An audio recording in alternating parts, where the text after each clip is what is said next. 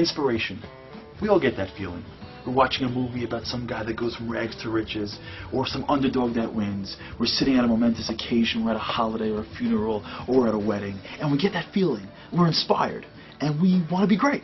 We want to lose that weight, we want to get that A, we want to be that child, that spouse, that husband or wife that we know that we can be. And then we take a few steps, things are going great, and then something happens. We get wiped out and we're back where we started before. What is inspiration? What is it not? And how do we utilize it to be the best that we can be? The holiday coming up is the holiday called Shavuot. It's a relatively unknown holiday, which is weird because this is the holiday that commemorates the most cataclysmic day in the history of the world. The day that God revealed himself to an entire nation of people, 3 million men, women, and children, and handed them a book of laws, principles, and rules for eternity. But if you look at the event that led up to Mount Sinai, you see something very strange. Roll it back a few weeks. Jews walk out of Egypt and they're flying high. I mean, how could you not be? You were slaves, then you watched God rimrock the Egyptians for 10 of the coolest plagues ever, and now you're free. And right just as they're outside the Egypt and in the desert, Pharaoh comes and spoils the fun, because he's trying to capture them. So Pharaoh comes out, trying to get the Jews. Now the Jews are stuck. You've got the Red Sea on one side, you've got Pharaoh on the other side, and it's checkmate, game over. And then God comes and does the unthinkable. He splits the sea. And the Jews walk through the sea, through the other side, and as the Egyptians follow, God returns the sea, the Egyptians are gone, and the Jews are saved forever and ever and ever, and the Jews go psycho. I mean, singing and dancing and hugging, pointing up to God. It was like winning the Super Bowl. They were going crazy. They were so inspired. It was amazing. If you were God's program director, what would you do next? Well, if I was God's program director, I would tell the Jews, listen, enjoy the moment. Splitting the sea is really cool. Take the night off. Tomorrow morning, 9 a.m., Mount Sinai. Let's give you the book. Let's close the deal. Let's make this real. Right? A, B, C. Always be closing. You got to close when the buyer's hot. What does God do? Nothing. A week? 2 weeks? 49 days before the Jews leave Egypt till they finally get to Mount Sinai. For 49 days? What are you doing for so long? They're just hanging out in the desert doing nothing?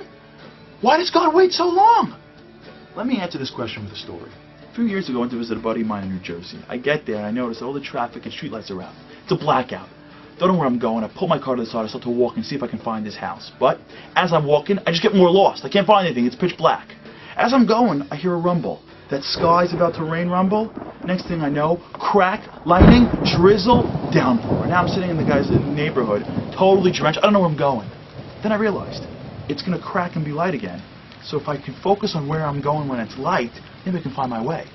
Rumble, crack, look, that looks familiar. I keep on walking. It's dark, it's raining. I just keep on chugging along knowing that it's going to crack and be lightning again. And it does. Crack, lightning, that looks familiar. Keep on walking. A few minutes later, find myself on my friend's block. Totally reached his house, even in the blackout. The secret to inspiration is that inspiration isn't the time where we're supposed to be doing most of our growing. Inspiration is a time when we take a step back and realize what we could be. It's the light in the darkness. It's how great we can become. And then we start the journey knowing full well that it's going to get dark and rainy real soon. It's going to get too hard. We're going to be too tired. We're going to be too busy. It's going to be too much for us to make the call or to pass on dessert or hit the gym or hit the library. It'll be too hard. It's dark and rainy. But if we push through during those times, that's when we achieve greatness. When we go through when it's hard and keep on moving towards the light that we saw earlier, knowing full well that there'll be a light again real soon that inspires us to see even further, and we keep on going, that's how we become great. See the light, push through the darkness, see the light, push through the darkness, over and over and over again until we achieve all of our goals and become the best that we can be. The reason why God waited to give the Jews the Torah, because God knows the whole inspirational thing. He knew that if he handed the Jews the Torah after he split the sea, of course they're going to accept it. They were rocking, they were on cloud 9. But they would have woken up a few weeks later and said, whoa, what's this whole Torah thing? I mean, we're in the moment. God says, no. If you're going to be the nation that gets this Torah, you got to understand the concept of inspiration. You got to know how to take that light and grow in the darkness. Hang out in the desert for 40 days, doing nothing. Take the inspiration and make it real. Grow in the desert, in the dark, in the rain. And when they do, they get to come up to Mount Sinai knowing to take the light in the darkness, to keep on moving. And then God can hand them the Torah and say, now you got it. Now grow with this for the rest of eternity. That's the lesson of Shavuot. When we get inspired, and we all do, That's the time when we take a step back and say, how great can I be? Let me start going there. And then when it gets dark and rainy, when it gets too hard, when you get too tired, when you get too busy, and you keep on pushing, then you achieve greatness. To the next light, to the darkness pushing, lightness, over and over and over again, until one day you wake up and you look to the left and you look to the right, and you're on your own Mount Sinai. And God's looking at you face to face, and He's smiling ear to ear. Happy Shavuot.